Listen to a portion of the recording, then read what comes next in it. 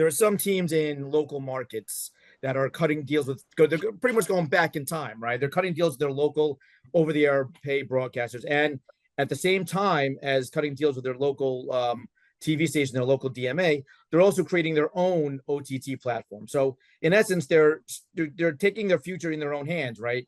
They're streaming on their own without any big streamer. They're kind of creating their own platform. At the same time, they're getting that massive reach from going to direct over-the-air broadcast. So we're going back in time, but at the same time, we're going into the future by having our own streaming platform. So we're getting the best of both worlds. So what do you think about that approach? What do you think about that strategy, about teams taking their own media rights into their own hands and not leaving it up to big tech companies? They're pretty much creating little mini media companies in their own right, right? So they're getting back with the community. They're getting back with the community, going onto a local TV over-the-air broadcaster in their DMA and having their own OTT. So you can get streaming, you can get over-the-air broadcast. You get the best of both worlds. What do you think of that strategy? Well, the RSN stuff is it's been messy. Let's just, call a spade on that front for the last, I don't know, 5+ years.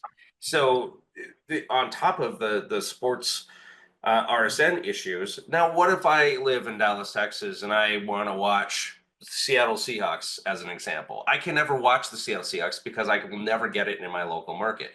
And I'll have regional blackouts if I try to watch it online in certain areas. So you're still we're going back to this archaic DMA kind of carve up the world kind of thing, because it's all based on your ad revenue bands in different regions. So from that standpoint, nobody wins. I can't watch whatever I want to watch when I want to watch it, because I'm now restricted to all of the access rights holders on who's doing what. Well, that's again the geo tracking, right? If you're in the Seattle DMA, you try and watch the Dallas OTT, they're like, you know what, you're not in our market. Blackout rules apply, and that's another thing that's killing fandom, in my opinion, is the blackout rules, right? Right. I mean that totally get rid of all that stuff.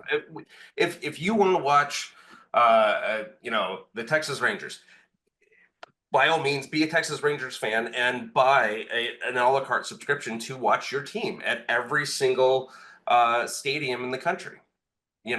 But you can't really do that, because you're restricted by the regional networks, and then you're also going out and now you're spending money on, MLB packages to watch every single game, but now you're paying $300-400 for that package a year.